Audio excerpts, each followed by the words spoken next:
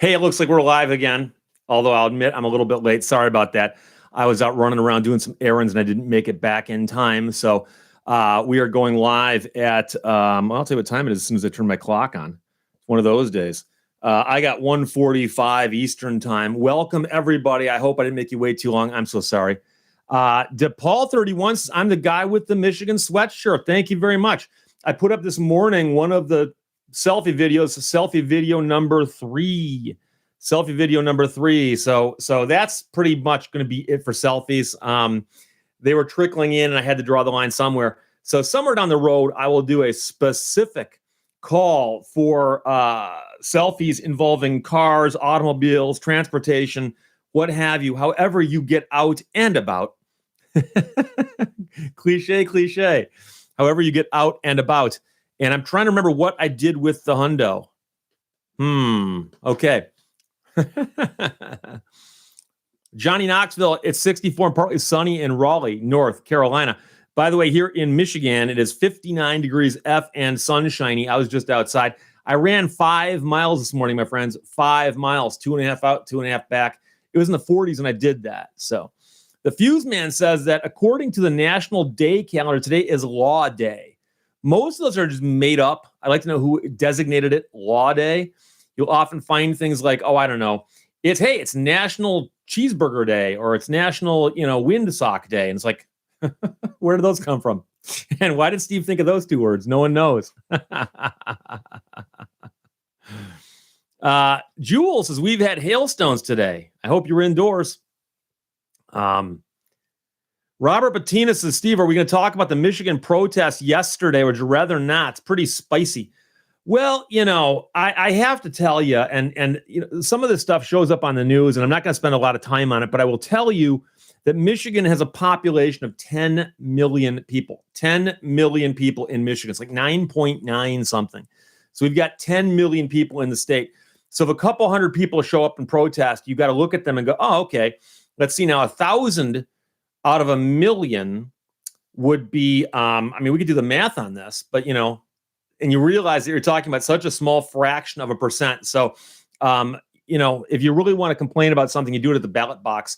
Don't get me wrong. If you want to go out and march around and hold a sign and scream and yell all you want, you can do that too. But don't ever watch something on TV and go, wow, a bunch of people are protesting. The whole world is upset. No, these people here are upset. Count them. Do the math. So, Scotty Beam, hello from Illinois. Lockdown day. Leslie Beckwood says it's drink wine day. Is not every day under lockdown drink wine day if you are, in fact, a wine drinker? Don C. says, good morning, Steve and room from Oregon. That's right. You can say hello to everybody. Robert Penzick, how did they get away with bringing guns to the protest? Michigan is a fairly liberal state when it comes to allowing people to open carry. So if you are walking around with a gun in public and not menacing people with it, they'll just stand there and watch you. So you're allowed to do that. I know that some people were a little surprised they were allowed to bring them into the Capitol building itself. But again, the law allows them to do that. So there was law enforcement there to watch. And so it's happened before. It'll happen again. Jared Draper, good morning from Nebraska. Is it still morning there? I always forget where the time zones fall down the middle. So Johnny Knoxville says the Second Amendment is allowed in all 50 states.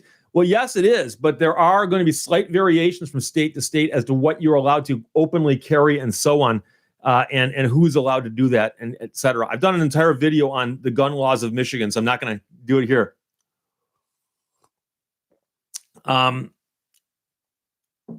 Rickster 1957, hello from Cameron Park, California, Gold Country Foothills. Is there any place near where Sutter's Mill was? It's the one thing I know, Sutter's Mill. The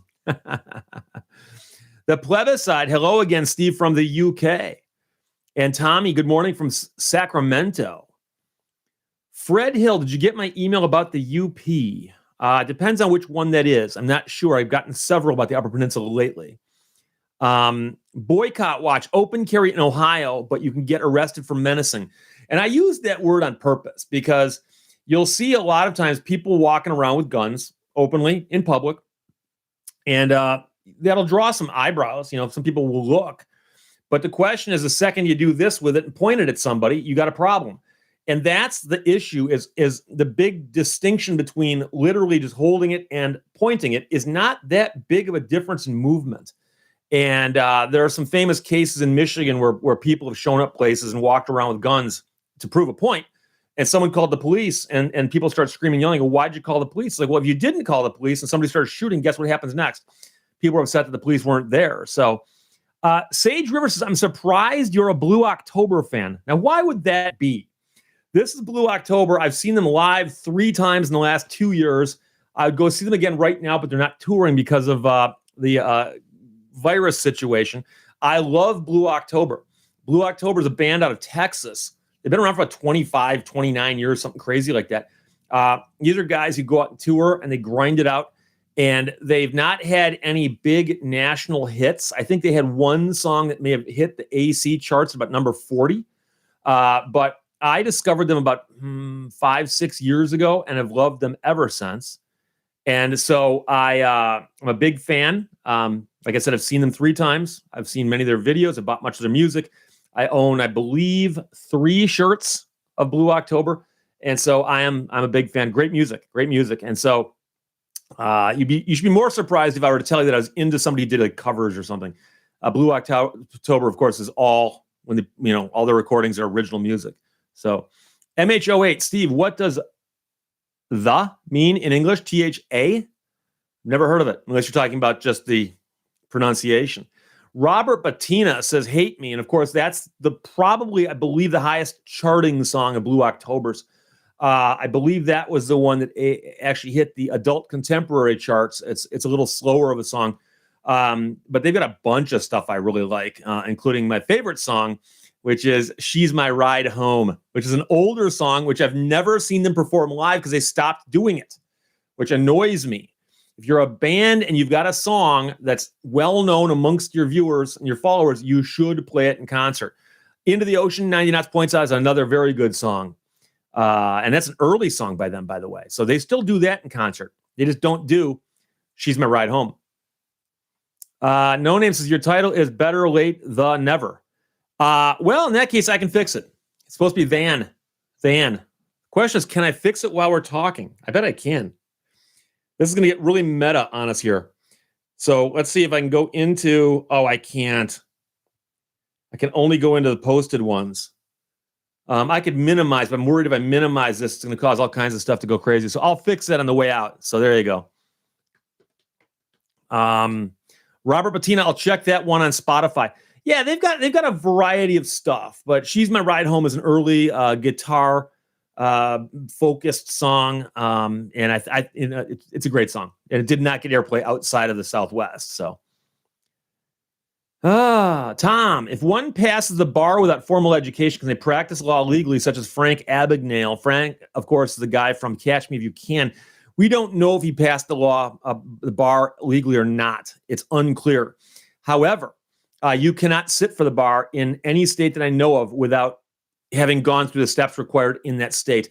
California, and I believe 1 or 2 other states, have alternate ways that you can sit for the bar without getting a JD, which is the law degree, but it's actually harder to do that than it is to go to law school. It's actually plan B for most people. And do not mention the Kardashians right now. I don't want to go there. Oh, boy. Richard Burke, Long Beach, New York, says hello. Thank you. I like that.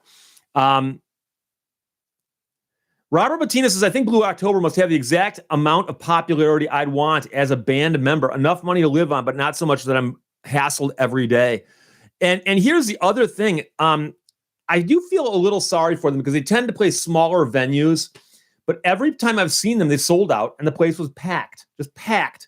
Now we're talking about like the Royal Oak Music Theater. I don't know what would happen if they played a larger arena like Pine Knob or Little Caesars Arena. Probably couldn't sell those places out.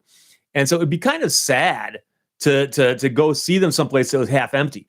But the energy to place when you go see them at the Royal Oak Music Theater and it's sold out and everyone knows the music, it is cool.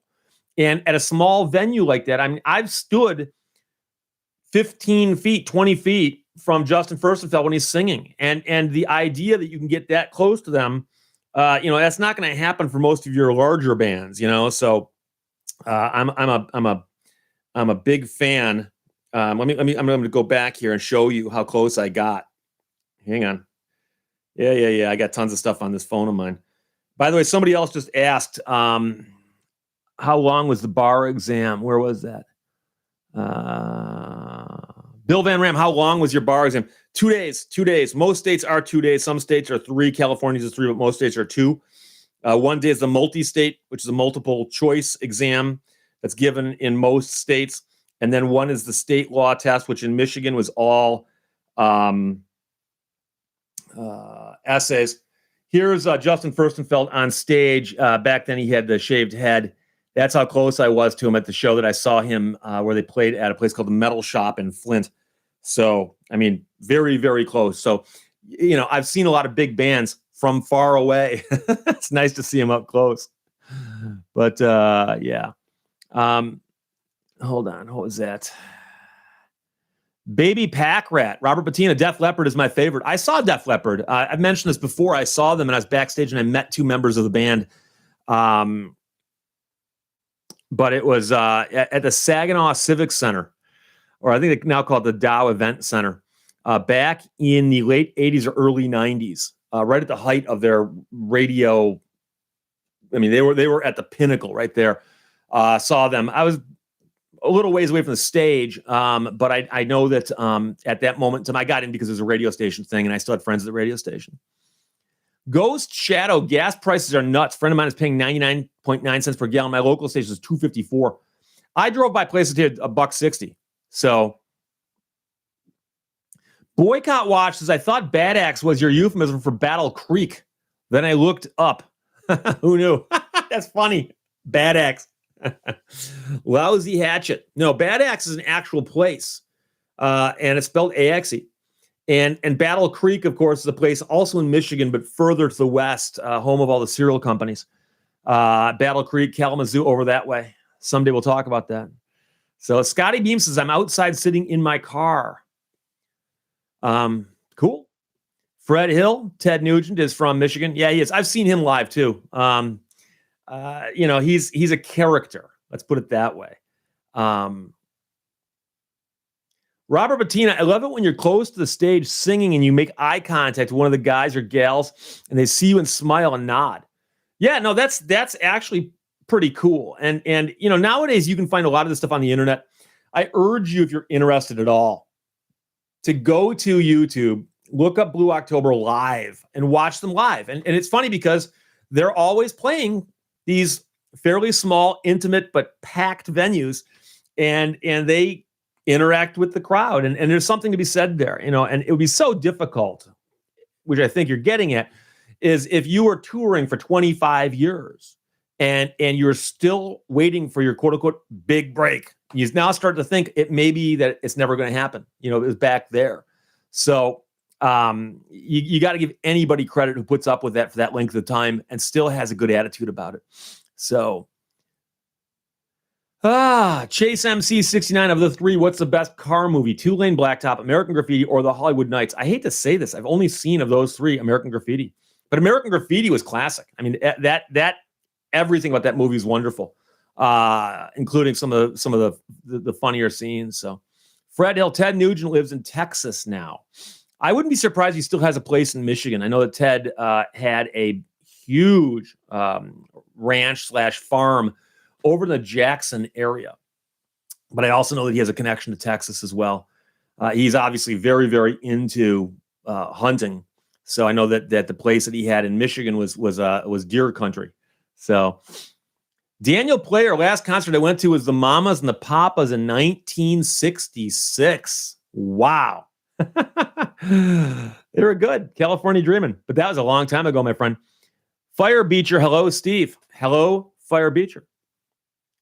Daniel Kester, Steve, I enjoyed your earlier video. Yeah, today I put up 2. One was the Meet the Viewers, and the second one was the Kerfuffle Friday, the Friday Kerfuffle. And that's just me grousing about stuff. Boycott Watch. Detroit's Bob Seger said that Against the Wind is a song about running. Ever see him? I've never seen Bob Seger live. No, I know people who have, and they say that he's a fantastic live performer. I know there was a time when he would play a series of concerts, either at Cobo Hall or Pine Knob, and just sell out a whole bunch of them. Like boom, like people in Detroit were primed always to see him. I know that he had a couple national hits. I know that Night Moves is a big album nationally, but his popularity dropped, I suspect, around the rest of the country. But I assure you that in Michigan, he always was one of the top draws available. Bass Boy, 99091, or it could be Bass Boy. He does still hunt in Michigan on property, but he had the house demolished because of mold issues. Wow. That's a specific amount of knowledge to have about somebody. Doesn't surprise me, you know? Boycott Watch. He runs courses you have run. Bob Seger? I didn't know he was actually a runner. I thought he just wrote the song and talked about running. Tim Liker says that he saw Def Leppard open for Black Sabbath. That's one of those shows when you were there, you didn't realize how important that show was, you know? And you look back on some of the shows and some of the matchups and bills they had. I mean, you know, people going to Woodstock suspected they were going to something big, but who'd have thought back then, you know? So that is a pretty interesting bill. Jules points out that Bullitt is a good car movie with Steve McQueen, of course. And here's the thing, as a Chrysler guy, I got to tell you that in Bullitt, I'm always rooting for the Charger, and it's a '68 Charger, I think. But Bullitt and the green Mustang that Steve McQueen drove was always considered iconic. It was a fantastic chase scene. Car chases in movies are a whole different genre unto themselves. Gone in 60 Seconds, the original, for instance, was basically just a chase scene on for an entire movie. Dirty Mary Crazy Larry is a fabulous chase scene movie. The movie itself ain't that good, but man, the chase scenes are good. So like that. Boycott Watch is saying that Seger runs my runs currently. What runs? Which runs are you talking about? I mean, I run the Free Press Marathon. Does he run marathons? Where are we else? Song Yardbird. Hey, Steve. Hey, Song. How are you? The Fuse Man says, I thought it was Bad Acts. ACTS. And a lot of people, of course, assume it's badass. ASS. Which, by the way, I remember when the word ASS, you could not say it on the radio. And then sometime in the late 70s, some disc jockeys started saying it. They realized that technically speaking, you said like kick ass. It's not considered obscene by the FCC. And it became like one of these phrases that some radio stations beat to death. It was, among other things, it was actually the slogan of WRIF, that it kicks ass. And they would all say it like 50 times a shift. And after a while, you're like, come on, guys, move on. So, somebody just pointed out how many. Yeah, here you go. Bubba Nader says the Charger lost at least 10 hubcaps during the Bullitt chase. That's true. That's true. And what's funny about that is that it had hubcaps on it. And don't get me wrong, the Charger came with hubcaps if you ordered it, a little bit lower down like that. My Charger, when I bought it for $300, had hubcaps on it. And as soon as I could, I swapped the wheels out and put the Mopar wheels on it. But the Charger in Bullitt has hubcaps, and every time it does something spectacular, a hubcap goes sailing off, and next thing it does the exact same thing again. So they were clearly recapping the hubs between takes. There are only two genders. Says I found a white Dodge IROC for you in Iowa if you're still looking. I've never been looking for a Dodge IROC. I mean, I owned one. Forgot what year it was. The one with the dual overhead cam. Assuming we're talking about the little ones, right? And I don't know if I'd want to have another one. It sounds like a nightmare. Albert Buchheit, do you have a tattoo? No, I do not. Hike Hunter, what was the name of the movie from the 60s where a truck chased Dennis Weaver, the full show? That one does not ring a bell. But I suspect if you go to IMDb and look up Dennis Weaver, you can find it. Rudy is giving a shout out to Hell, Michigan. Hell, of course, is a town near Pinckney, which people always like to mention. MHOA and Lilith are both mentioning the word booger. And that's of course, is an inside joke to people who watch WKRP, because Johnny Fever was alleged to have been fired from his last job for saying that word on the radio. And the funny part, of course, is that there was never a time when that word was not allowed on the radio. So you can still get fired for it, but the FCC wouldn't care. Scott Werling and Daniel Player and Muskogian are saying that the movie, along with James Hook, the movie was called Duel, D-U-E-L, Duel. So that could be The Duel, Steve Ehrenberg, the Dennis Weaver movie. So, and it was Steven Spielberg's first movie, according to somebody else who just jumped, Richard Burke. So there you go. Rallius1 just joined us and said he found the bill. Fred Hill in Bullet, what engines were in the Mustang and Charger? I have no idea. And there's always a question because, they don't care what they actually have in the cars. They care how they look. So I wouldn't be surprised if the Charger had a 318 in it or a slant 6 and the Mustang had whatever the weakest thing a Mustang came with. I mean, because like I said, they don't care how they, fast they really are. They can always make it look fast. So Robert Bettina points out that The Duel is on Netflix. Gregory Parsons says that the Mustang had a 390 and the Charger had a 383, which is possible, but again, I would not know. Daniel Lemieux says, sorry, I'm so late to the live stream, but you're not. I started an hour late, so you're actually right on time. Right on time. Albert Buchheit, IMDb is a godsend for fading memories. It is absolutely, and I'll tell you why. If I'm watching a movie that I enjoy, I'll watch it, and then afterwards, I'll go into IMDb and look for the goofs. So if I see it again, you'll discover that there's mistakes that the filmmakers had to shoot around or leave in because they didn't catch them or they didn't care. And many things your eye will forgive. So for instance, I can tell you that in the original Bourne Identity movie, there's a scene in a diner where he's trying to explain to the red-haired chick what's going on. And the camera angle keeps jumping back and forth. And apparently they misplaced the bag in one of the shots so that whenever they change the angle, the bag jumps from one end of the table to the other. And once you know to look for it, it makes the scene hilarious. And there's other movies like that. And there's some movies where the mistakes are so minor you wouldn't care, at all. Or it's mistakes made by characters where a character says something stupid, but it turns out the character may have just been meant to say something stupid. So, but I love looking at the mistakes. They call them goofs on IMDb. And then also, I like to look at a movie if I'm enjoying a movie, and I'll look at it and go, oh, I wonder if this screenwriter or this producer or director have ever made any other movies. And I'll take a look at those.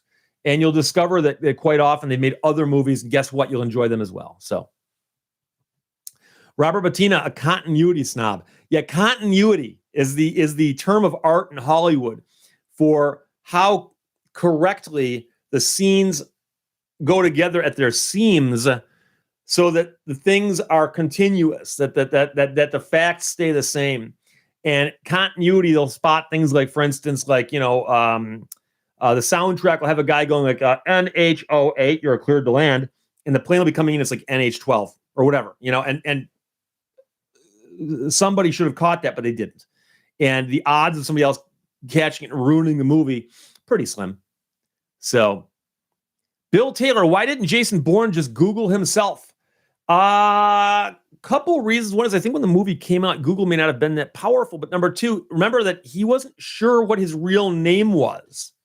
And the thinking, I guess, would be that he didn't know what his real name was until I think he found that out in the third movie.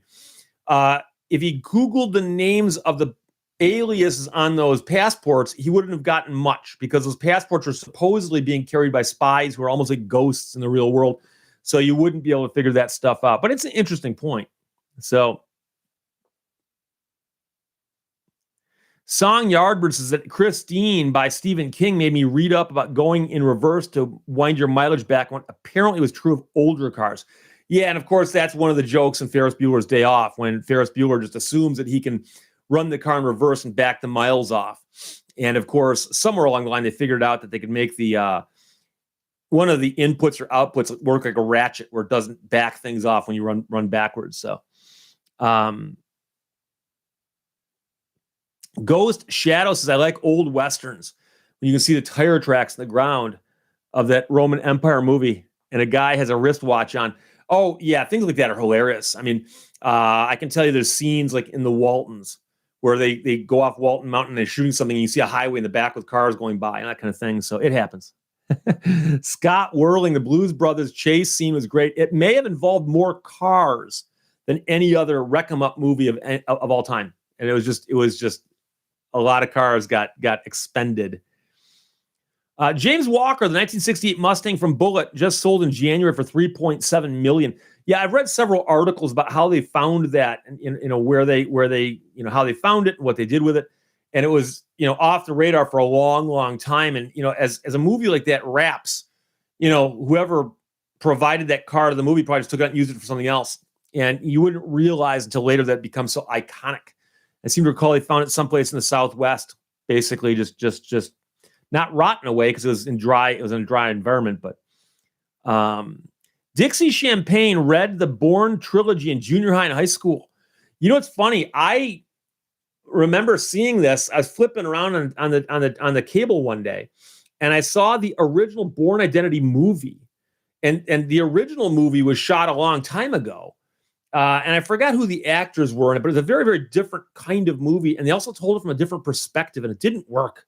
And I really like the Bourne Identity movies as far as thrillers go, and so I was always kind of impressed with the fact that they saw how bad the original one was. No, we can do this right, which is what they did. Matthew Shostrom says, Steve, am I really that boring to be skipped 9 times? It has nothing to do with boredom, my friend. It has to do with which questions I'm answering and where I'm looking, because the thing on the right-hand side, the feed, goes by pretty quickly. Shiru is best drama, Hot Shots Part 2. I mentioned Hot Shots and Hot Shots Part 2 a couple days ago. I love those movies. Absolutely. I mean, I could sit and watch them all day. I watched Dirty Rotten Scoundrels yesterday. It's Steve Martin movie with Michael Caine. Wonderful movie. If you haven't seen it, watch it. If you have seen it, recall the scene when the two of them are working together to try to scam people. And Michael Caine tells a woman that he's about to marry, oh, by the way, I've got a brother who has to live with us. And the woman's like, oh, that's interesting. Sure, that's cool. And he goes, let's go downstairs and meet him. And Steve Martin is playing this weird, whacked out, half human, half monkey, for lack of a better description. And they basically keep him in a dungeon down in the basement. His name is Ruprecht. The scene where you meet Ruprecht for like the next 10 minutes are possibly among the funniest things in moviedom. But also, if you want to see Steve Martin at his best, that is absolutely it. Dirty Rotten Scoundrels. Dave Ann says, Steve, just like to let you know, unlike most attorneys, you don't have a big, long German word. I don't know what that is, but it sounds painful.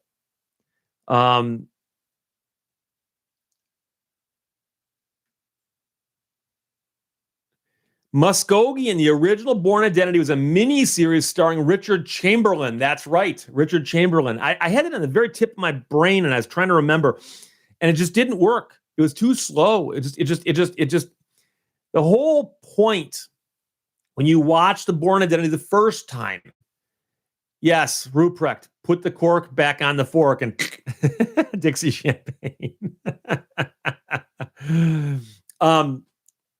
Is that the movie starts and you don't know anything about Matt Damon, and neither does he. And it's such an interesting concept to come at it like that from the screenwriter's point of view. So I like that.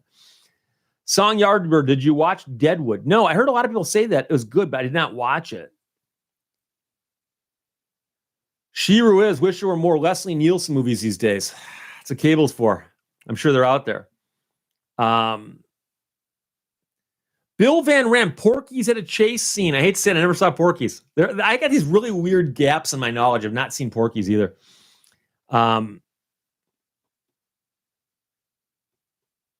Dave Ann says that the German word was a slappable face. Trust me, this face could be slapped. You'd have to get it, but you know. Aldi Baranti. Hi, Steve from Southern England. Do you like Electric Six? Is that a band? I am not familiar with them if they are.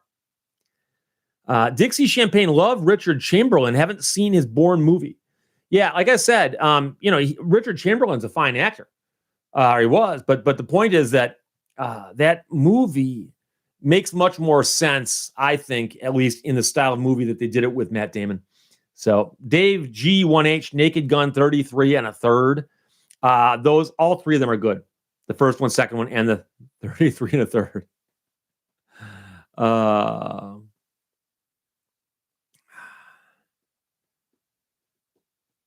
Rodney Granger, Dunking Toast here in Trenery. There you go. Trenery is an Upper Peninsula of Michigan, and it's a little bit off the beaten path. Cross the Mackinac Bridge, hang a left, go about 2 hours, I would guess. It's over that way. And it's out in the middle of nowhere, and I probably am not offending anybody by saying that. But somehow they became famous. Wait, Matthew Shostrom just said, I give up. What are you giving up? Trenery has become famous for what they call Trenery toast. And you can find it all throughout the Upper Peninsula of Michigan. And it's toast. They take these big slices of bread and they toast them. And then they coat them with something, including cinnamon. And you can buy bags of Trenery toast. And because it's toasted and dry, it lasts forever on the shelf. So you don't need to refrigerate it. You don't need to store it. And it's dry to begin with, so it doesn't dry out. And Trenery toast, it's a thing. And if you go into like the Meijer in Houghton, which has all kinds of national brands, they've got a big display right by the front door. Trenery toast right there. And wow, they've made it. I remember having Trenery toast when I was a little kid. So one of those weird local things, you know. Dave and favorite Bond film. I actually like the Daniel Craig films the best. And I know that that's sacrilege to many Bond people. I was not a big Sean Connery fan, and I also don't like the Bond films as they're almost like comedies with Sean Connery. Too much goofy wordplay and so on. I like the Bond films a little grittier. I know they're not realistic in that sense, but the idea, you know, that James Bond could actually get in a fist fight with somebody and get hurt. Makes much more sense to me. So I like the Daniel Craig films. I like A Quantum of Solace. That's actually my favorite name. My favorite name of a Bond film is Quantum of Solace. Look it up and think about it for a little while. So very, very cool film. But I like them. I also like the Pierce Brosnan films. And I know some people are like, what? So you're saying that Sean Connery is your third favorite Bond? Yes, I am. Yes, I am. So Sailing Yacht Salty Lass says Daniel Craig is hot. I'll take your word for it. I just think he's a fine actor. I will tell you, by the way, that Denise Richards was in a Bond film with Pierce Brosnan, and it wasn't GoldenEye. Someone will come up with it, but it's the one where Denise Richards plays a nuclear scientist. Again, just totally stretch credibility. And I read a review of it in the newspaper. Back then they had newspapers. And they said, it's a serviceable Bond film. It's pretty good. But the Bond girl this time is Denise Richards, who can't act. And the reviewer said, she ruins every scene in which she opens her mouth. And I like Denise Richards. So, Pollo Loco, como esta, Steve? And to you, my friend. Knockus Perry, Dirty Mary Crazy Larry with the Charger. Yeah, I mentioned that when I was doing a little run of movies. Dirty Mary Crazy Larry is the one that starts out with the guys doing a getaway in a Chevy Impala. And then they ditch it and get into a 69 Dodge Charger, which inexplicably has got stripes down the side. Don't know why. And they wind up running it into a train right at the end of the movie. So we could go on and on all day about that. Yeah, Sailing Yacht Salty says Denise Richards was in The World Is Not Enough. Bill Van Ram says the movies often have a knack for good opening theme songs. Two things about Bond films, which I like their formula. One is the theme songs tend to be pretty good and they get them custom made for the movie. But number two, they almost always start with a bang. I love that. And so these movies don't start with, legislative debate on redistricting. They start with some insane chase or thing. My favorite opening scene is the movie, I believe it is Goldeneye, where Bond breaks into a weird facility at the base of a dam, which makes no sense, but just work with me here. He winds up getting into a shootout with these people, and he manages to get himself out. And as he's trying to get to an airplane, some guys come by on motorcycles, and he knocks one of the guys off a motorcycle, steals a motorcycle, and now he's chasing the airplane down the runway, which is going to end at a cliff. And he manages to catch up with the airplane and pull the pilot out of the airplane. And just as he does that, he falls away from the plane. So the airplane is now going along with nobody in it. It goes off the cliff. So James Bond drives the motorcycle off the cliff and then does a thing with his body to where he can no parachute, catch up with the airplane, climb inside, and just in time pull back on the yoke and have it, and just miss the mountain. Whoever thought of that was genius. That's the whole thing. I mean, crazy stuff. Obviously, highly unlikely, but somebody thought that up, and you said, you know something? That's a good opening sequence there. So Michael Goodwin, yep, that's Goldeneye. And Goldeneye's not a bad movie also, but I love that opening sequence. Oh, yeah, Darkwing Duck can't go wrong with a tank chase scene. Yeah, that gets a little goofy, though. At one point, there's that weird thing that falls on top of the tank with the wings. But it was in there. Michael Goodwin, greatest and most influential game of all time for the Nintendo 64. I never had a Nintendo. Nintendos came out after I was in college and whatnot. Chris Lasseline, Denise Richards, and Starship Troopers just saying, I'll see your Starship Troopers and raise you Wild Things.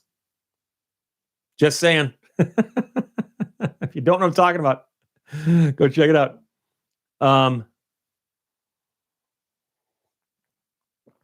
Jules, have to go. Been a nice chat. Thank you. 90 knots. I could watch Top Gun any day. It's been a while since I saw Top Gun. We have to check that out. Dave says the possibility of that scene is absolutely ridiculous. 20 guys shooting full auto at him. Let's say 500 rounds per minute for 10 seconds. It's already 10,000 or 100,000 rounds he has to avoid. No, that's the whole point. James Bond never gets hit by bullets. Okay? So, why? We don't know. If it did, the movie would end too soon. So, Chris Zwolinski, hi, just saw you were streaming. Yeah, thanks for checking in. I got started an hour late today, so you're actually not that late. Duncan Campbell, Wild Things at least had something to watch for. And actually, I watched it again about a week ago. The plot is kind of complicated, but it actually has some good twists and turns. It's got Bill Murray in it. So it's a fascinating movie. I liked it. Dixie Champagne, Top Gun is so quotable. Homie789 points at the Top Gun and Days of Thunder are the same movie, just one in a plane, one in a car. Interestingly enough, though, Days of Thunder was based partially on some real people, and among other things, the Harry Hogg character is based on Harry Hyde, who was the crew chief for Bobby Isaac in that car. By the way, I have to mention, I got a really cool thing in the mail the other day, and I just realized the letter's right here, and it's white paper. Dear Mr. Leto, as a hobby, I deal in coins. I've noticed in the last few months, a sales tax has been added to some, but not all, blah, blah, blah, blah, blah. So he says, I've enclosed a coin. It's a PCGS graded coin, and it is 70, which is the highest possible grade. Therefore, PR70 DCAM is proof finish coin with a deep cameo contrast between the device and the field. The best of the best. So there you go. Ken. So Ken sent me a PCGS graded coin from the island of Tuvalu. Okay. And you might say, wait, Steve, that looks like Her Highness on there. It says Queen Elizabeth II, and it says Tuvalu, $1, 1 ounce silver. Okay, you might say, but Steve, what's that got to do with you? Why would you want to see that? And there you go. Homer Simpson with the cause of and the solution to all of life's problems. Thank you very much. I will find a place of honor someplace. Right now, I'll put him there, but he'll show up. So,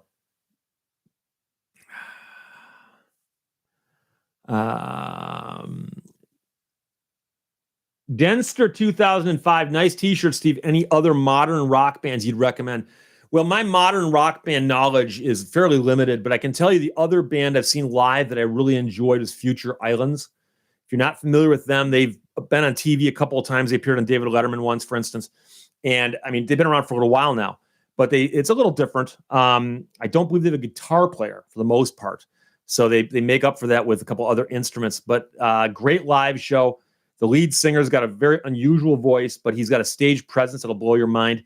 And I like a bunch of their music, but if you want to be introduced to them and do not know who they are, go to YouTube and type in Future Islands Live David Letterman. And you'll find them doing a song called Seasons. And you will then see why people rave after seeing them about what an unusual and interesting lead singer they have. So there you go. Albert Buchheit, a soldier can dodge 1,000 bullets, but a cowboy can get you a mile away. Duncan Campbell says Australia really needs to start printing dollary-doos.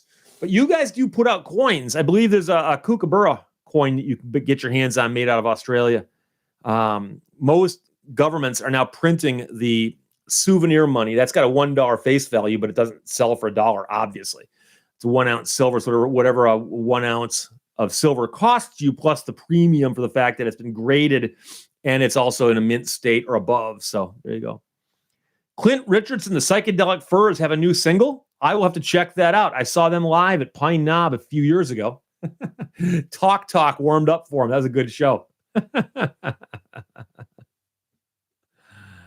Oh, boy. BK Greg, Steve, you should visit the prison in Mansfield, Ohio, where Shawshank Redemption was filmed. I've heard of it, and I've seen tours of it. I've actually seen them go and walk through it with a camera. It's a fascinating thing because prisons have changed in their appearance over the years, and they wanted to have that certain look about that prison. So they did it too. Johnny Knoxville says the Kookaburra is a coffee shop in St. Augustine Beach, Florida. Okay, I'll believe you on that one. Fred Hill, what about Disturbed? I'm not familiar with a whole lot of their music. Homie789 says Canada had the $1 loonie and the $2 toonie, and I knew that. And there's a big argument to do away with the $1 bill in America, but the problem we have is that we've had a bunch of different dollar-sized coins and nobody likes them. And we have a problem in America because people don't like change. I mean, we don't like changing things. We also don't like change if it's $1. Richard Burke, ever hear the Electric Prunes? Of course. I had too much to dream last night. That's their one big song. Very, very early psychedelic sound, though. And I've always admired them for that one big song. Yeah, they sing Sound of Silence. Yeah, Disturbed does a cover version. I understand that. I've heard that song, but I'm not familiar with much else that they've done.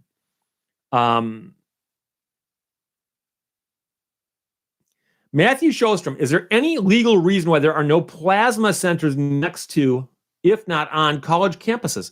I was not aware of that phenomenon. I would wonder if they're worried that if they put them too close to college, then college could be tempted to go over there and give plasma often to raise money. But I don't know.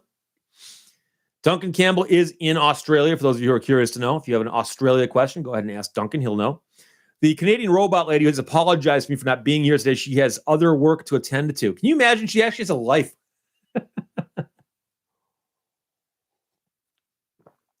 MH08, 13th floor elevators. You're going to miss me. Rocky Erickson is the lead singer. See, you throw this stuff out, you're going to get a lot of useless information from me.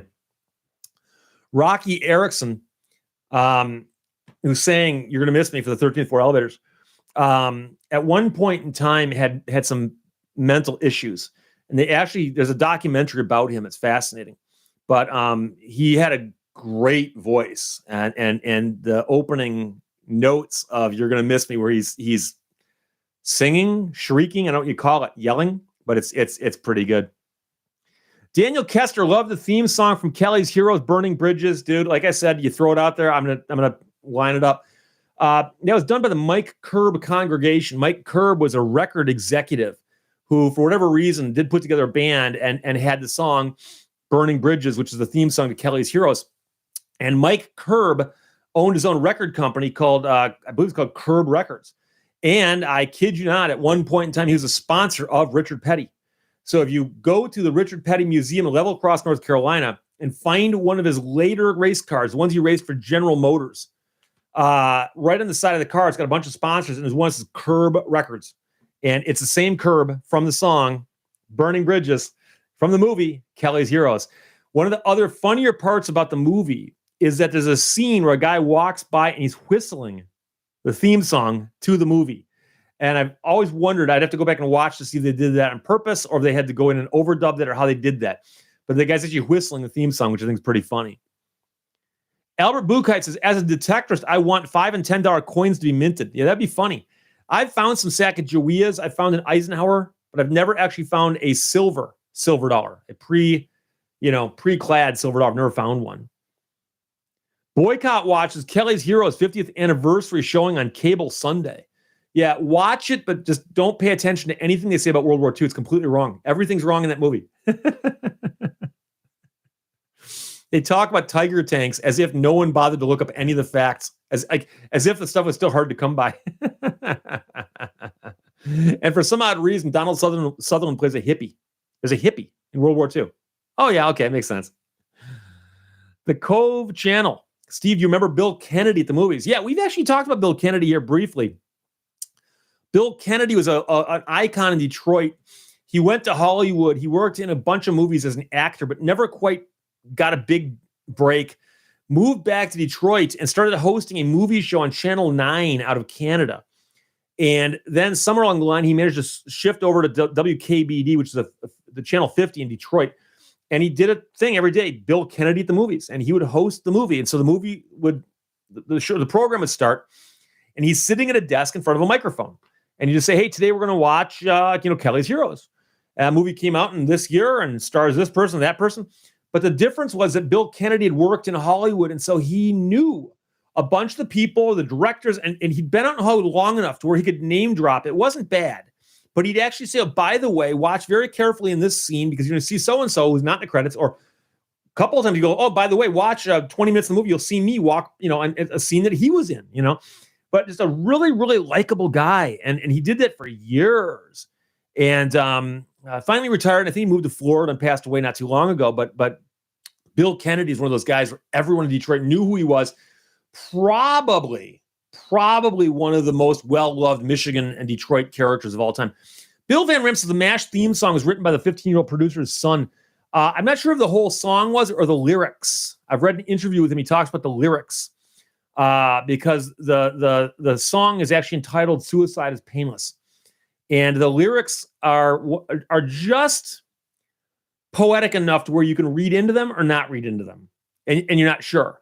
And he got asked so many times about where the lyrics came from. He goes, look, my kid wrote those, so stop reading into it too much. But of course, for the TV show, they used the instrumental version. So many Americans didn't know that there were actually words to the MASH theme song. Daniel Lemieux, have you ever heard of the Wrecking Crew? Are we talking about the studio musicians? Yes. David Hastings, Bill Kennedy at the movies. And here's the one. Do you remember Rita Bell? Rita Bell was his competitor. So there's Bill Kennedy at the movies and Rita Bell. And I think Bill Kennedy was on Channel 50 and Rita Bell was on like Channel 2 or something. But, there you go. Yeah, Bill Van Rim, the lyrics. Here we go.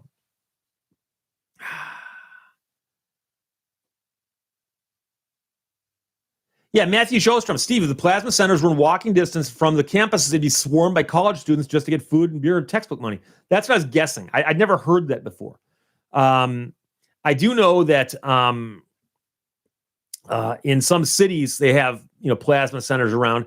If you watch the movie Roger and Me with Michael Moore, there's a famous scene where he interviews people who are standing in line to give plasma because that's apparently one of the few businesses that was still paying money at that time in the movie. Tom, who wins, Jason Bourne or James Bond? Unfortunately, in a match like that, although they're both on the same side, James Bond would probably win because Jason Bourne is kind of limited to like reality, whereas James Bond gets like, a car that shoots missiles and a death ray. So,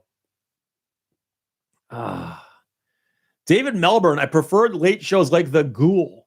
Yeah, the problem with The Ghoul is that there were several people doing that exact same shtick. There was Sven Gulli out of Chicago, I think is still around. And then a bunch of other guys using Ghoul or variations thereof in local markets. And I've met people from other markets. They go, oh, The Ghoul. And they're referring to their guy.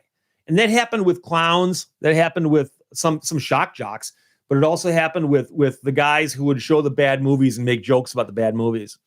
So if you really want to step it up a notch, and I've talked about it before, you got to watch Mystery Science 3000. That's my favorite with it when it comes to bad movies and the talking. Matthew Shostrom says, Steve, I'm donating plasma right now. Are you donating it or are they buying it from you? Hike Hunter, Elvira. And I assume you mean the actress, the Mistress of Dark, not the song by the Oak Ridge Boys. MST3K, Dixie Champagne. That is correct. Mystery Science 3000. Betty Anderson, are death rays optional on Vipers? No, they don't need them. Now, you only need a death ray if you're either a really, really bad guy or you have a car that needs it to get away. Gallardi in Cleveland. I think that's one of the people using the Ghoul thing. Shiru is, are you familiar with the Bobby Kahn story? It doesn't ring a bell. I need more context. Just me. Didn't Sven Gulli pass away recently? I wouldn't know. I see ads for him on MeTV. So I wouldn't know.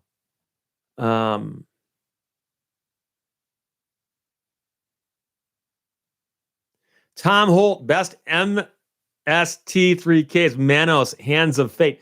There's several Mystery Science Theaters that are good. I always forget the names of the movies, but there's quite a few. There's quite a few. Actually, no, dude, you're wrong. You're wrong. Sorry. The best one is This Island Earth. They actually, after the show ended, put out a feature length that actually showed at theaters.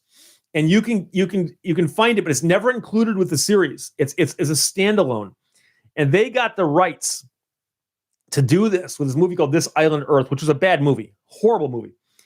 And there are chunks of it that make no sense at all, but these guys are making fun of it. But about 20 minutes into the movie, somebody shows up and walks up the door, knocks on the door, and it's a delivery guy holding a package. And one of the guys goes, hey, look, the script just arrived. It's actually my favorite line from that entire show. Oh, boy. Sketches of Pain. I don't know why there's a Joel Mike divide. I actually prefer Mike, but I also started watching later. I think I saw Mike's and went back and saw Joel's and reruns. I still don't think they need to do the thing where they do the skits between segments, but I actually like Mike better. But in my mind, they're both good. They're both good. So Matthew Shostrom, it's either paying me for my time, not the plasma.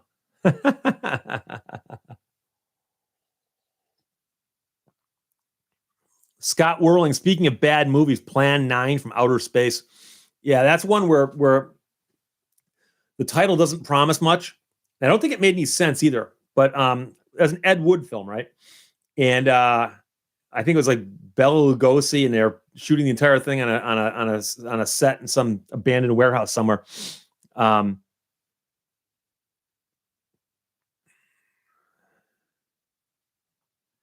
Daniel Kester, Steve, what's the worst movie?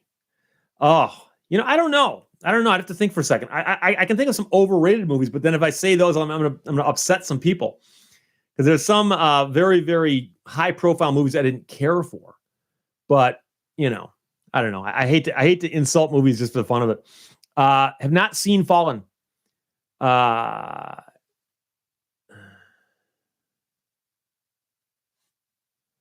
Long Distance Traveler Music says he's writing a hit song called Leto's Nomenclature, but having trouble with the rhyming.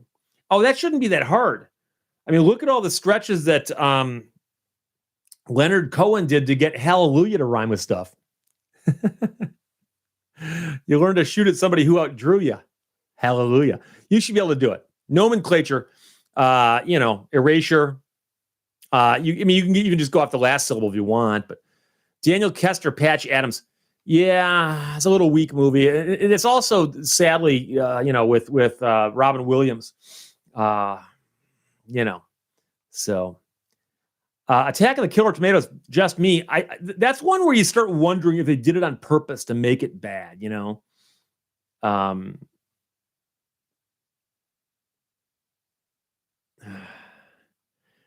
Ilya Alawa says nomenclature rhymes with legislature.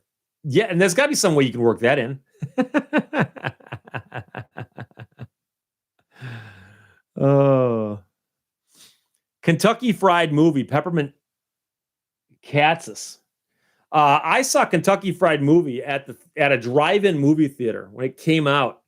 It showed was something else. Kentucky Fried Movie and so it's a double feature. This is fun. Went to a drive-in movie theater in I think the summer of 1979 or 78 in a gremlin, a green gremlin, and saw Kentucky Fried Movie. And Kentucky Fried Movie, of course, is just a whole bunch of skits and little segments. Doesn't really have a full plot, and some of it's really stupid. Some of it's really funny. It's kind of like one of those almost like a skit show or sketch show where some of the sketches are funny, some are not. Albert Buchheit, worst movie that won Best Picture.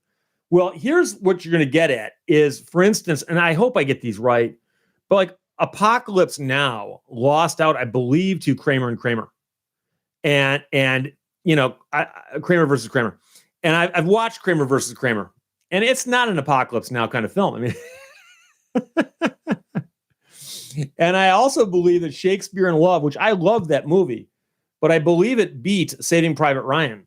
And even I'll tell you that I like both those movies, but Saving Private Ryan was a masterpiece of filmmaking. And Shakespeare in Love is a good movie, but I mean, they're in different leagues, and you're looking at them in terms of like which is deserving of an Oscar for this. So Kentucky Fried movie, of course, is Zucker, and Abrams, and they later made Airplane. Boycott Watch points that out, and that is correct. It's one of the first things they did together, and so absolutely funny stuff. Multi Clojos is Sharknado is an awful movie. I've not seen it. I wasn't sure how serious they were, or if they were actually trying to make a goofy movie. I know they even did a second. And it's one of those things where you hear the idea behind it and you go, that's just stupid.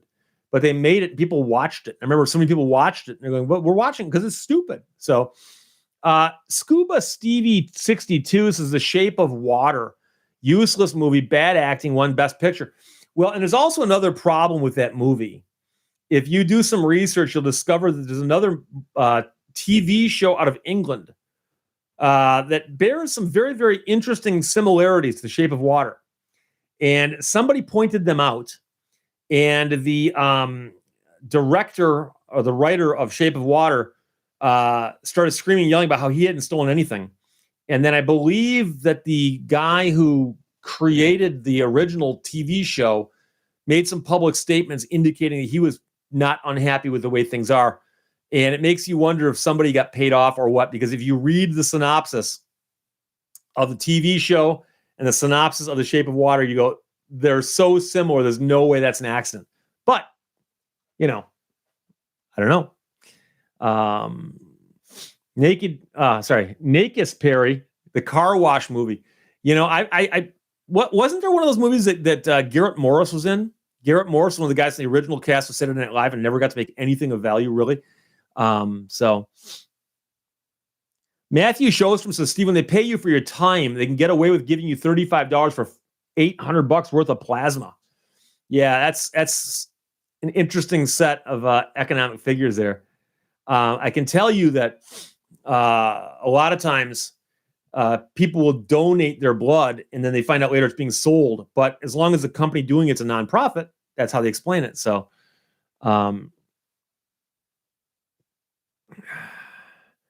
Dave Ann, which do you prefer, the first Airplane or the original Monty Python? I talk about the movie, Holy Grail, because that is a tough call. Those Airplane is right up at the top of that category of movie. But Monty Python is a little different. And I don't really see them being in the same class. I think Airplane was making fun of a lot of American movie cliches. And I understand that Monty Python was making fun of a lot of British history cliches, I guess. So I hate to have them compete like that, because in my mind they're both so fabulous. I watched Airplane about 2 weeks ago, Holy Grail about 2.5 weeks ago. I mean, I sat through them again. Just it's so much fun. Alan Mack, my hovercraft is full of eels. Is that a line that somebody wanted to translate? Terry Ross, worst movie I loved, Joe Dirt.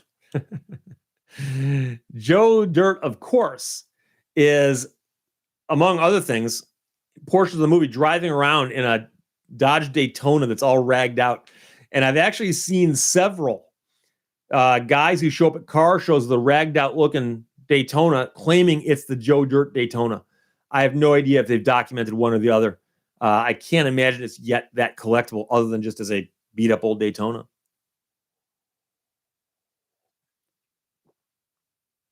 Don C. I never got into Monty Python. It's an acquired taste. It's very unusual. I can tell you, I saw an interview with a couple of the guys from Monty Python, and they're talking about it. And they made the series for BBC, and somebody suggested you should bring it over to America and see if you get an American network interested in it. Major networks didn't get it. So they brought it to PBS, and they said that when they showed it to PBS, like half the people at PBS are like, what? The other half are laughing. So MHOH says, if you like Monty Python, check out the British radio show named I'm Sorry, I'll Read That Again, with many Python characters doing the show in the early 60s. I did not know about that. I'll have to take a look at that. It sounds like it's interesting. Matthew Shostrom says that the place he's donating plasma is, in fact, a for-profit organization. And you know how they're profiting right there. Buy low, sell high.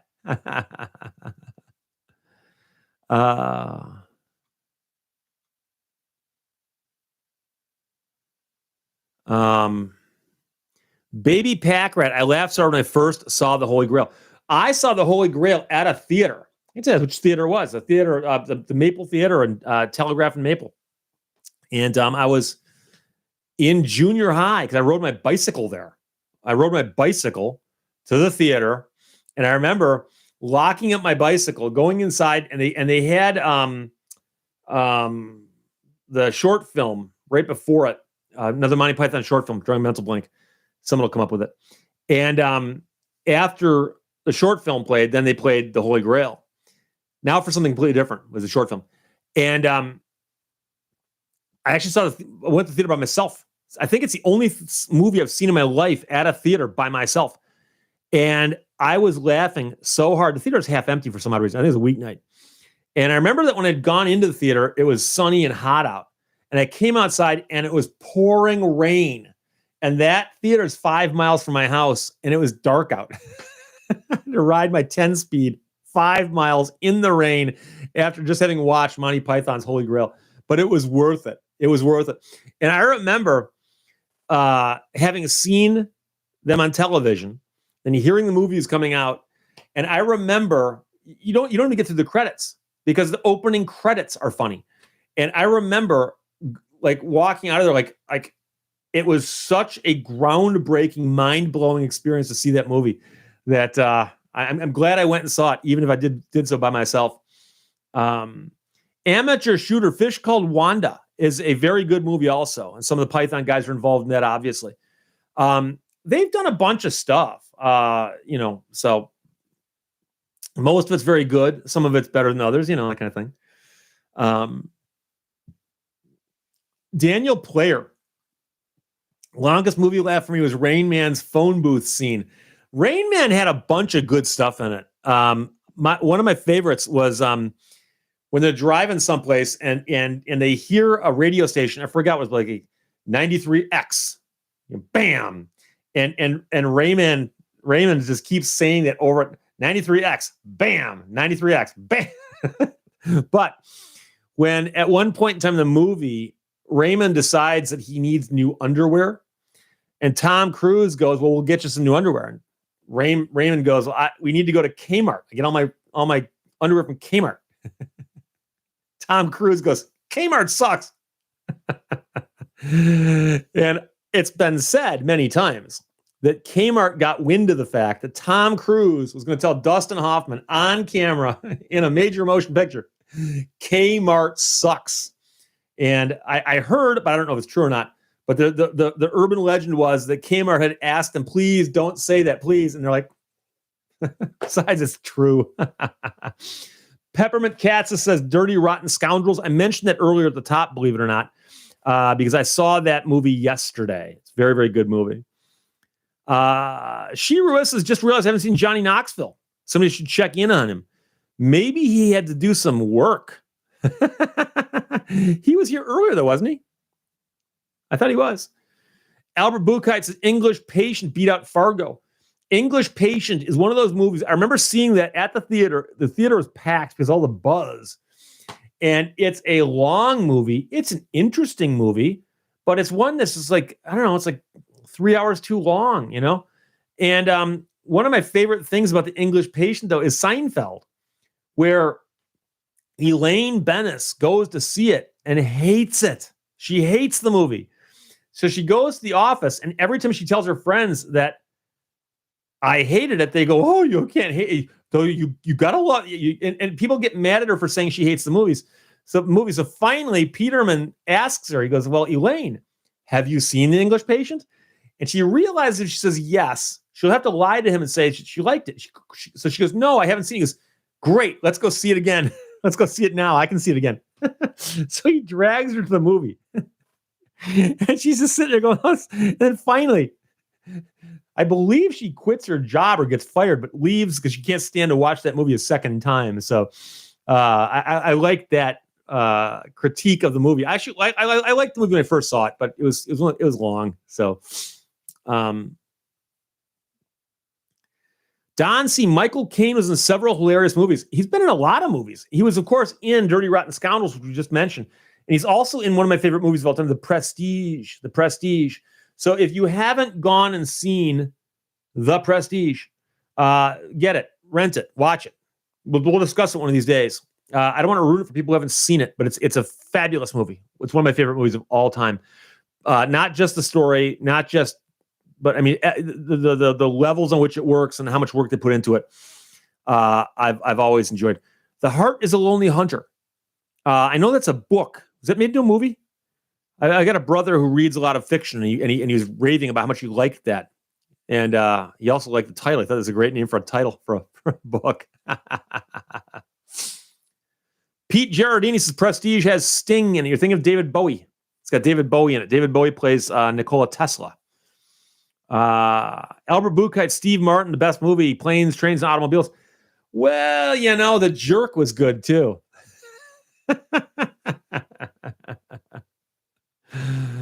Oh, Tim Tyne, it's a thin red line, horrible. I concur.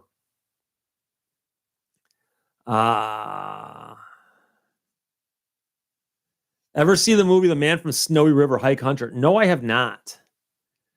Johnny Knoxville's got a team meeting at 3:30.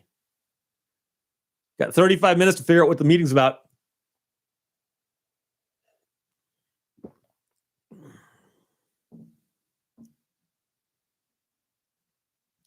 Dave Ant's Airplane 2 was the worst. You talking about the one where they took the space shuttle to the moon? I liked that one. Captain Kirk was in it. The Man with Two Brains. Okay, I'm sorry. Not sure. The Man with Two Brains. I apologize.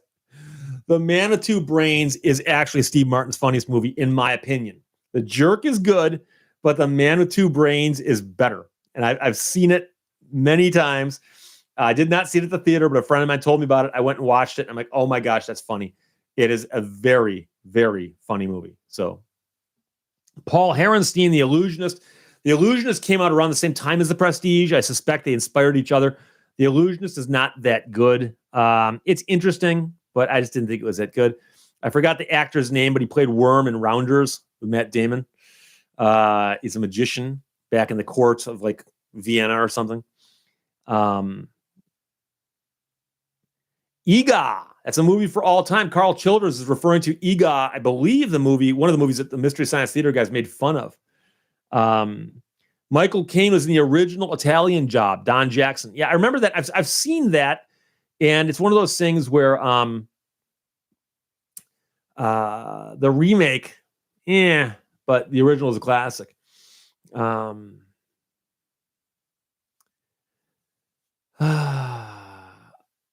Kayvon Green, are you still doing the selfie thing? I'm going to upgrade it and do cars, motorcycles, and other modes of transportation next. But I'll probably throw in some selfies too. So if you haven't sent me a selfie yet, go ahead and email it to me and it'll get into the next batch. Betty Anderson, any notable films shot in Michigan? Well, I've mentioned Anatomy of a Murder was shot in the Upper Peninsula back in the days of black and white movies. Grosse Pointe Blank is set in Michigan with a couple of scenes shot here, but not that many. And that's a very good movie. And I know that a couple others will come to me in a second. Of course, Roger and Me was a documentary by Michael Moore that was shot in and around Flint and Detroit. That was shot here as well, obviously, for the most part. But that's pretty much it for the top of my head stuff. So MH08, I know younger people today who don't know who the Marx Brothers were. Yeah, that's sad. The Marx Brothers, of course, were huge in their time and even for later years. Groucho went on and did a whole bunch of other stuff. So, I'm sorry. Digger96 points out Somewhere in Time. And Somewhere in Time was largely filmed at the Grand Hotel on Mackinac Island. The story's not actually set there, believe it or not. If you look up the story, for instance, Christopher Reeves drives to the hotel and pulls up front and gets out and he drives there. Well, you can't drive to an island, and there are no cars on Mackinac Island anyway. So it's not actually set in Michigan. He supposedly left Chicago and drove there. But the bulk of the movie is shot in the Grand Hotel, around the Grand Hotel, and there are a couple spots on the island that made it into the movie. There's a famous scene in the movie, and I'm going to get it wrong, but there's a famous scene in the movie where the man and the woman have a realization. And I forgot, one of them says to the other one, "Is it you?" And so anyways, they're standing next to a tree that's got a very distinctive like V in it. And if you go to the island today, you can find along a walking path where that tree is, and there's a sign there and says, "This is the tree from the movie." So,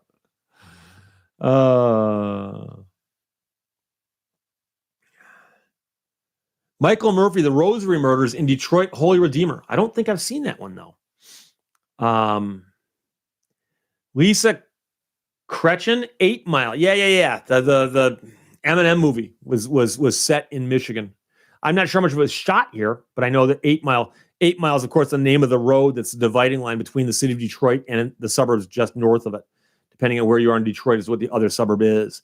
But 8 Mile is the name of the movie and the name of a road. So, Johnny Knoxville, RoboCop. Yeah, set in the Detroit of the future, where they're all driving old Tauruses. They find some dystopian landscape to shoot the movie in, and to make it look like Detroit, they get a bunch of police cars, which are Tauruses, and paint them black and Detroit police on the side of them. And none of it, as far as I can tell, is actually shot in Detroit, but it's set in Detroit. Yeah, it featured the Ford Taurus. And it's just funny because you look at those cars now and you recognize the shape. It's like an early 90s Taurus, but painted black. Oh, that's the future. In the future, all cars are going to be black. Eric Rhymes said, "Buy that for $1." That right there is one of those sayings that I remember when I saw the movie thinking that was the funniest thing. I'd buy that for $1. And it's just a joke that's inside that movie. And for years, I'd say that. I'd buy that for $1. And I think it kind of fell out of my own vocabulary. I wish it had. It's pretty good. I'd buy that for $1. Yeah. Jacob Green-Maned Lion. There was an Eminem movie. Somebody should get shot. I think somebody did get shot in a movie. You have to understand, the same way there's an Eminem movie was the same way there's a Prince movie. The same, when somebody gets that peak of fame, they're like, how can we squeeze one little last bunch of money out of this? So I try to remember where I know I've actually seen it once, but Michael Goodwin says that according to Wikipedia and Google, 8 Mile was filmed on location in the 313. Okay. I'm trying to remember. I know there's a scene like in a mobile home park. We've got those. Scenes shot in a factory. Sure, why not? And scenes shot in a bar. We've got those too. So, Tom Holt, dead or alive, you're coming with me. I will tell you that I actually found the violence in RoboCop to almost be too much. Because I remember how over the top it was in the scene where the guy gets shot at the beginning of the movie, who becomes RoboCop. And then in later scenes, like for instance, someone starts shooting and these guys jump behind a car and they think the car is going to help them. And all of a sudden, bullets are being fired through the car. And it's one of those things where you're so used to these movie cliches that, you get behind a car, you're safe. You jump behind a tree, you're safe. And all of a sudden a whole, bullet comes flying through it and you're like, oh, we're in a different reality here. But I liked the movie. The follow-up was not that good, but the original movie was good. So, Duncan Campbell says RoboCop was also shot in Dallas, Texas. And that makes more sense, especially the background scenes. And don't forget that that's the great movie where when the weird robot comes into the room and the RoboCop is there and the bad guy goes, dude, you can't kill me. And why not? And all of a sudden you can see the programming in his head and it goes, he's not allowed to fire, or he's not allowed to shoot at the executives of this corporation. And somebody realized, and they turn to the guy and go, you're fired. Because once he's fired, boom, you kill him. Oh, El Royo Grande, which I think stands for the Big Red. I could be wrong.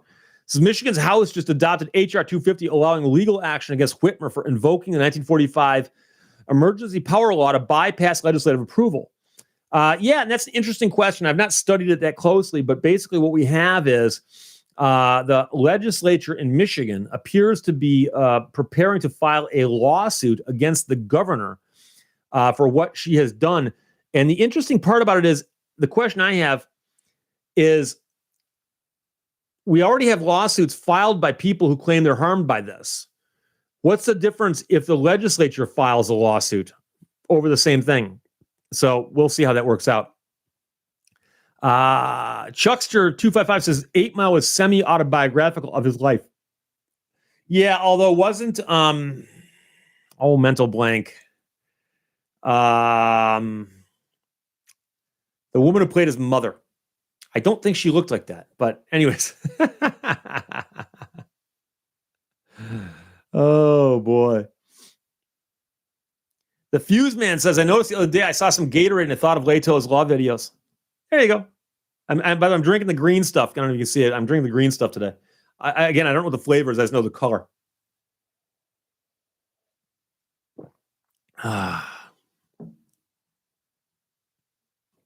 Scott Whirling, RoboCop as Peter Weller. You are correct. Good actor. Doesn't get to make as many movies as we would like. Dixie Champagne, Kim Basinger. I was having a mental blank on that. I remember critics joking about that. Going, yeah, Eminem grew up in a trailer park and Kim Basinger was his mother. Oh boy. Bill Van Ram says engine blocks stop bullets, car sheet metal not so much. Yeah, and that is correct. Song Yardward points out there's a very funny joke. The least uttered sentence in the English language. That's the banjo player's Porsche.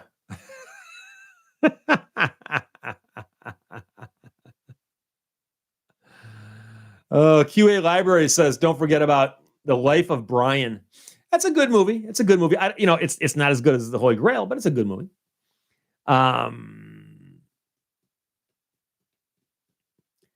Sailing yacht Salty Lass. As a foreigner, I found it totally crazy to see pictures of people touting camo gear and rifles in a legislature.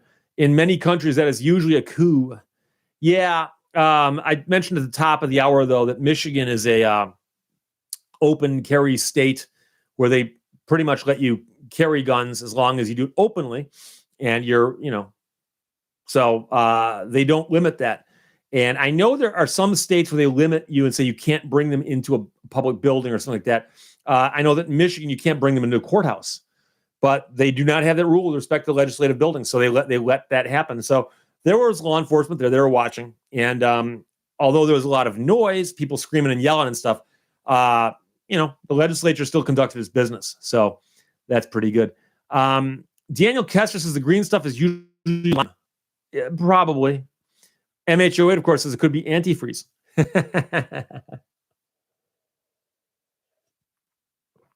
Shiru is rate my cousin Vinny's defense.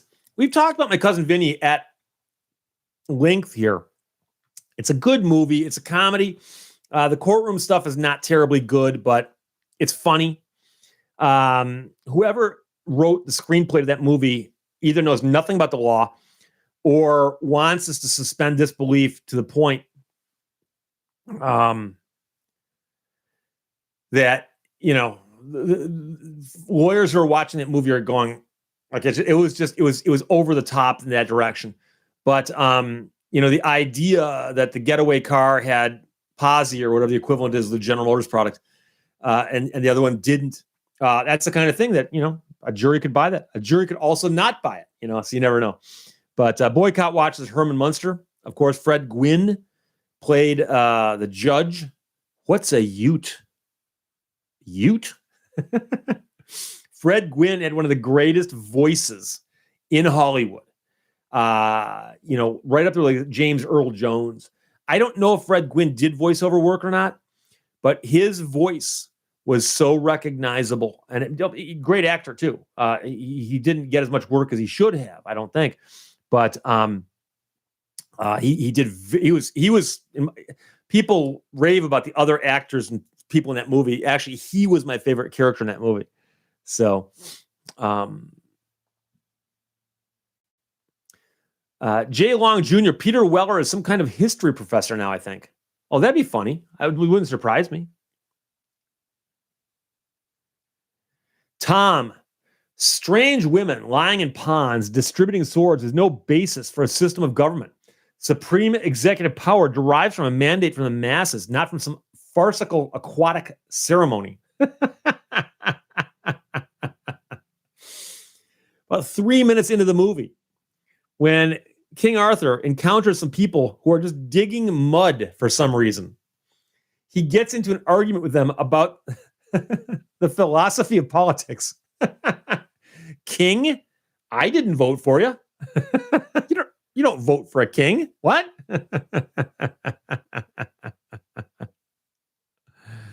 The Cove channel points out that he did play in the Munsters, Fred Gwynne, of course, but he's known for two things: the Munsters and My Cousin Vinny. And I'm guessing he had some roles in between, but for some odd reason, that's all we know him for.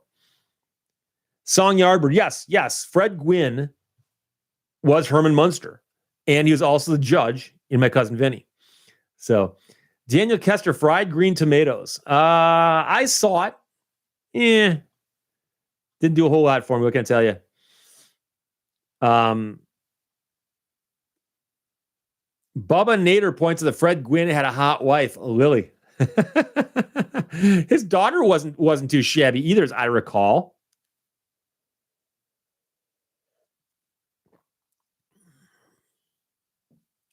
Dixie Champagne says Fred Gwynne also wrote children's books. I did not know that. That's cool.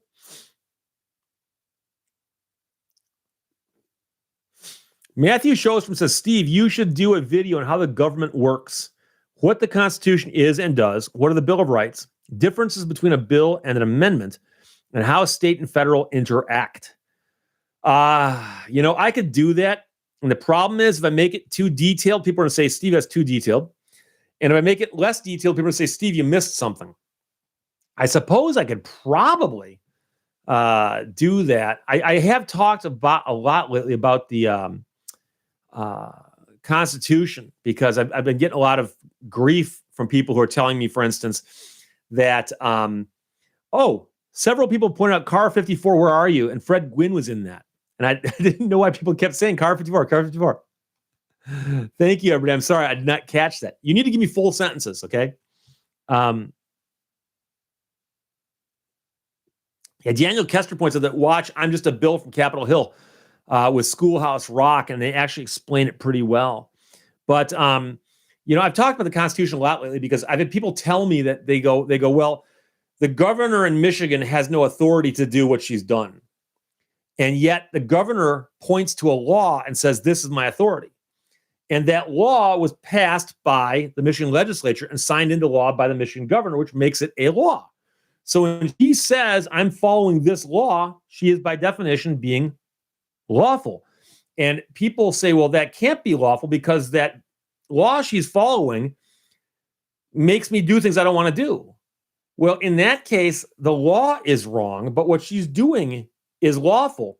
And the way to fight that would be to say, I think that law is wrong. Well, so far we've had one court say it's not wrong. And I suspect it's going to get litigated till we're all blue in the face. But the point is that she has authority for doing it. You might not like that authority, but that's how the authority is.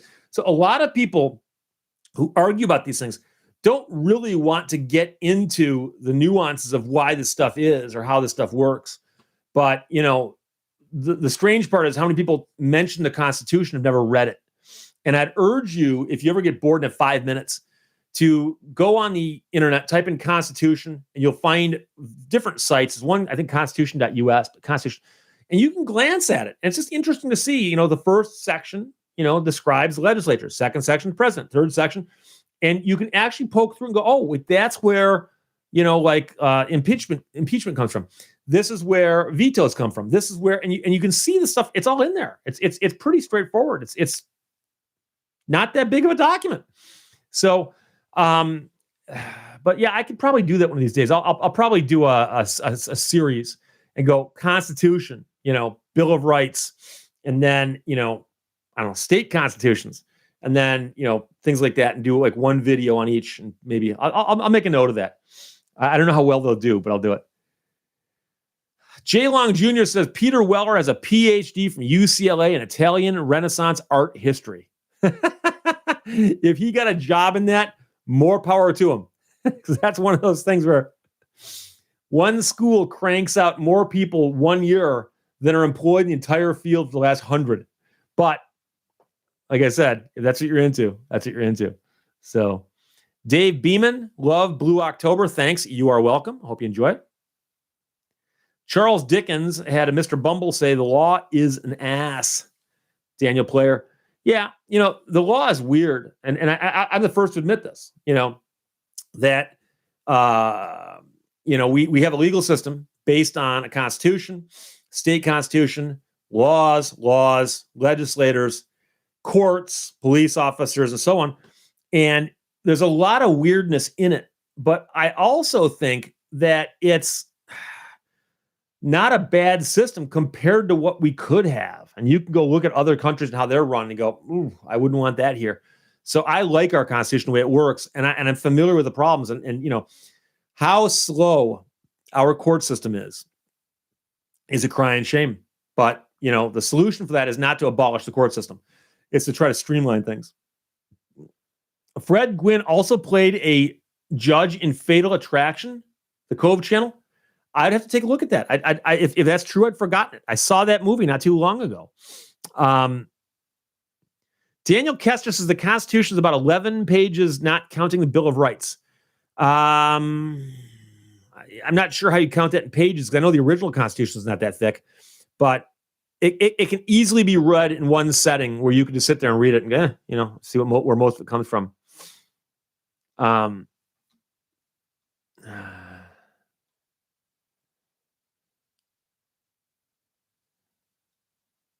Oh, Dave Van, can you do more stories about the $2 bill, people getting arrested and getting police called on them?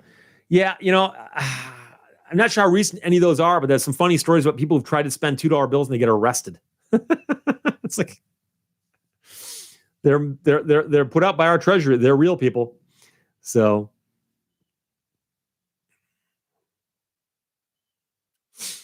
El Royal Grande says the problem is we have two emergency power acts. They should have repealed the 1945 one.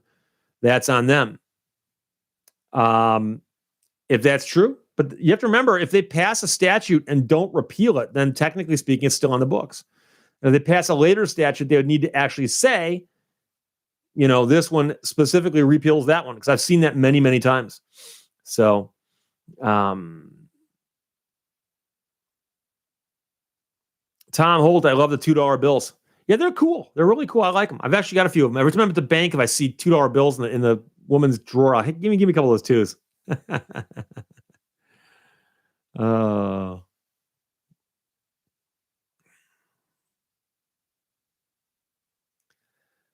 Sailing yacht, salty lass, gotta go. Bye. Yeah, it's getting kind of late over there, isn't it? Thank you for joining us while you could. Eric rhymes, there's so many laws that directly contradict one another. Not really. I know people say that, but it's if you think there are, show them to me. Because what courts do if they see contradictory laws is they have to assume that the legislature is trying to pass laws that made sense, and they'll find a way to get them together.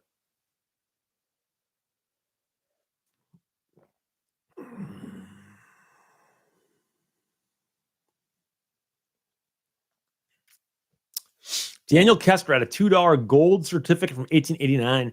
Yeah. Baby pack rat, stop looking in the woman's drawers at the bank. Hey, she doesn't want me looking. She shouldn't be showing them off like that. Doug Jones, I'm Canadian. What's special about the $2 bill, U.S.? The U.S. $2 bill is an unusual denomination. And for many years, the mint, the Treasury didn't print them. And so if you got a $2 bill, it was unusual. And then they started reissuing them not too long ago, but many people are unfamiliar with them because there are not that many in circulation. And there are documented examples of someone going into a store and trying to pass a $2 bill and having the police called on them and being arrested by a cop who's too stupid to realize that a $2 bill is real, just as real as a 1 or a 5. So it's a very, very strange thing.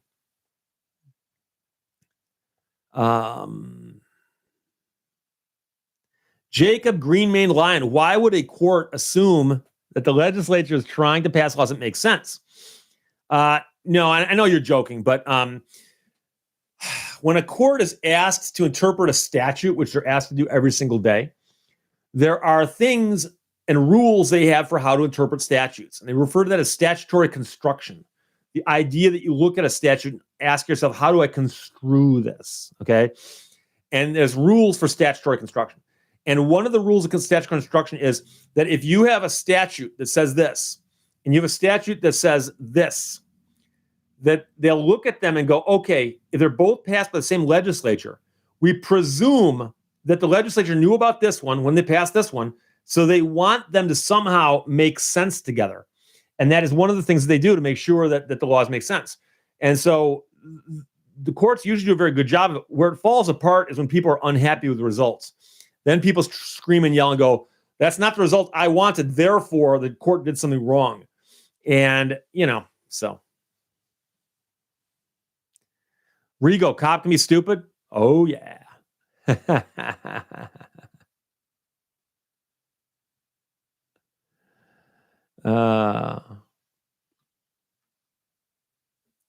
90 knots. After my dad died, I found a bunch of $2 bills and silver dollars and $50 in his desk. Yeah. It's a man after my own heart. I collect coins and bills and stuff like that. I think they're neat. Daniel Kester had someone try to pass a phony $2 bill as a convenience store cashier. Yeah, I don't know why anybody would make a phony $2 bill. It's a lot of work to put into for a federal offense, but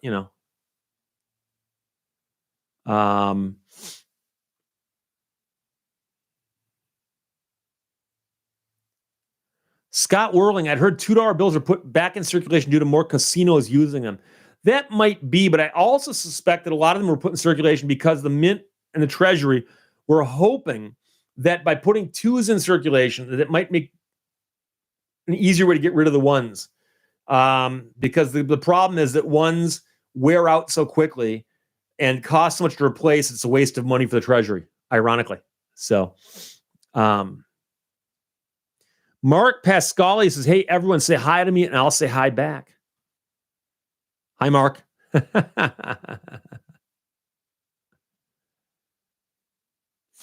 Michael Hagbert, I'm looking to use this in a case I filed pro se, absurdity and the limits of literalism, defining the absurd result principle and statutory interpretation. I'm not familiar with it. Is it a book or an article?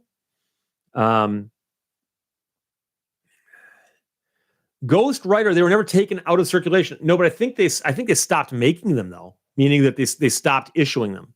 I remember there being a brouhaha when they announced they're going to start putting them back in circulation. They were always legal. And by the way, I mean, if you want to, you can get a roll of Indian head pennies and take them to the bank and get 50 cents for it. It'd be stupid to do so, but just because coins and bills were no longer being made does not mean that they're out of circulation. So I may have misspoke a little bit when I said that, but they simply stopped issuing them. Peter Stockhausen, just like it costs more than a penny to make a penny. Yeah, that's true. And I believe it's also true of nickels, too. I believe nickels have more in value metal-wise than 5 cents. Robert Bettina, if the U.S. wanted to completely get rid of the $1 bill, how would they process? Oh, it's easy. You stop printing them and you start issuing dollar coins. And the Federal Reserve would tell banks, when you get dollar bills in, bundle them up and send them to us, and we'll replace them with coins or increments of fives. We'll send you fives. But they can get them out of circulation pretty quickly. But it's a question of whether people are going to be happy with a $1 coin the size of a quarter, like a Sacagawea or something. Peter Stockhausen, I have a few dollar coins now. So do I. In fact, there's 2 on top of this book right here holding the cover down. Ike dollars. Robert Bettina, I thought it'd be harder. Well, no, it'll be harder only because Americans would bitch and moan about it. People would go nuts. People would get angry. And it wouldn't be that big of a switch. I mean, other countries have done it. Countries have gotten rid of pennies too. It can be done, but it's just Americans are creatures of habit. And I mean, people would be screaming and yelling like it's the end of the world. When I was a kid, we had pennies and we had $1 bills, Who cares? Richard Burke, as a kid, I remember the $2 bill came out as one of the bicentennial celebrations with the signing of the Declaration of Independence on the back. I believe you are right. I believe that's when they did it. I remember getting them on my paper route before that, but the older ones.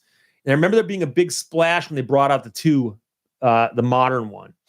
So Daniel Player says you'd have to ban the ones. You'd have to give the strippers a raise. Or toss them coins. I mean, I don't know. Obviously, they can't tuck the coins into their G-string if they're going to do that. But Leslie Beckwith, I like my pennies. Achilles' Last Stand, Ojibwe Forever. Johnny Knoxville should put Steve Leitz on the $200 bill. If there was such a thing. Daniel Kester, since they changed the metals to penny and nickels and are not as expensive as they were, it would cost more to melt them down than you'd get back for the metal. That's true, but it's very, very close on the nickel.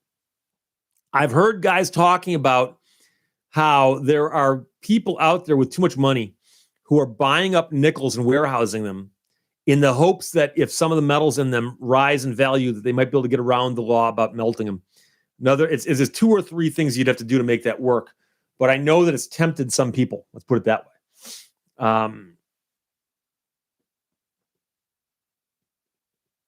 Johnny Knoxville, if I recall correctly, there used to be a $1,000 bill. Yeah, there's also $10,000 and $100,000 bill. And I know that from having an encyclopedia as a child. And I remember seeing the pictures of the $100,000 bill. But they even said that those were never in circulation. It was used more as a way of balancing accounts between, I think, Federal Reserve branches or something. But they actually did exist. So Multi Clojo says in Belgium we no longer use the 1 and 2 euro cent, which again makes sense because, like I said, it would just make more be more logical to use the larger ones and round up or down. Tom Holt, 1982, and prior pennies have at least 2 cents worth of copper. Yeah, and that's where they became zinc pennies. Guys with metal detectors know all about this. Copper pennies read better on a metal detector.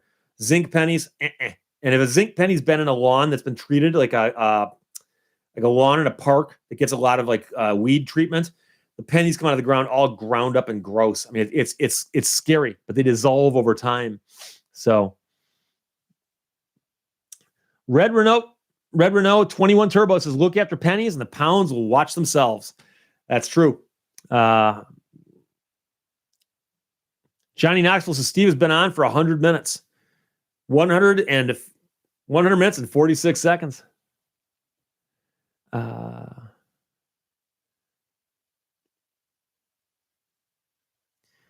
Alan Max says, some countries there are limits to maximum amounts of coin that can be tendered at once. Does the U.S. have such a law? Not that I'm aware of, but there are places that don't want you to bring in a pile of change. Many stores have got those coin counters, and banks also have them. It's a question whether they charge you for that or not.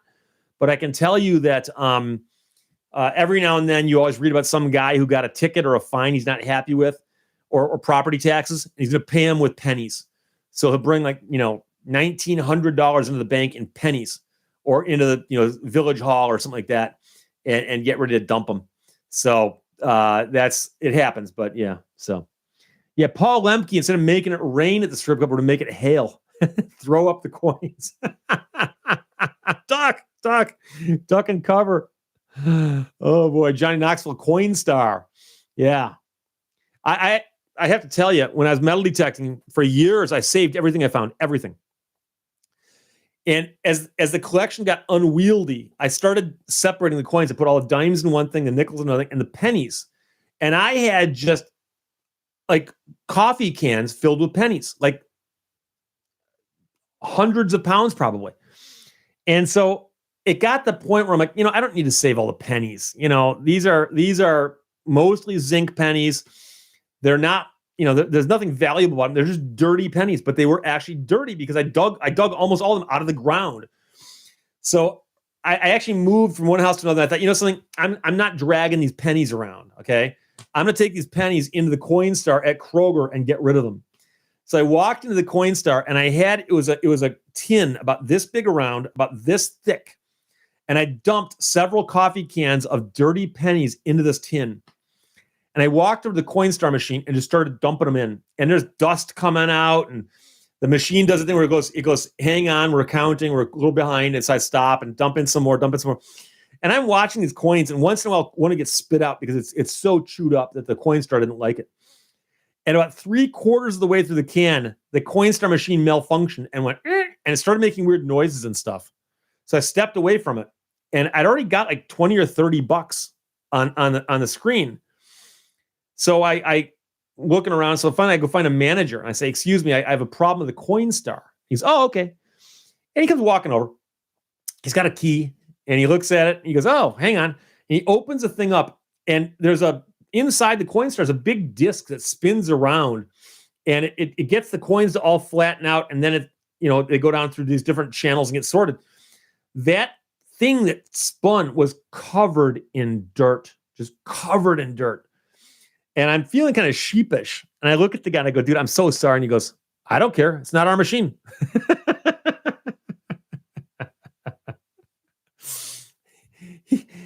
He brushes off some of the dirt, pulls the jam up, closes it. He goes, see if it works. I start dumping in more coins. Never even asked me why I had all these dirty pennies. Nothing. Just he goes, okay, it's not ours. I don't care. He walked away. So I wound up getting I was like $40 or $50 in pennies in one thing, but it was, like I said, about a pound of dirt mixed in with it. So that was fun. But anyways, yeah, go look up the Coinstar internal, see what they look like. But there's a thing in there that the coins went onto and spun around. And like I said, it was trash by the time I was done with it. But I'm going to wrap it up right now because it's 3:30 my time. So we're gonna call it. I'll be back on Sunday at 1:00 next week, Tuesday, Thursday, unless something changes radically between now and then. But until then, you guys do behave yourselves, stay out of trouble, have a good weekend. I'll talk to you on Sunday. Bye-bye.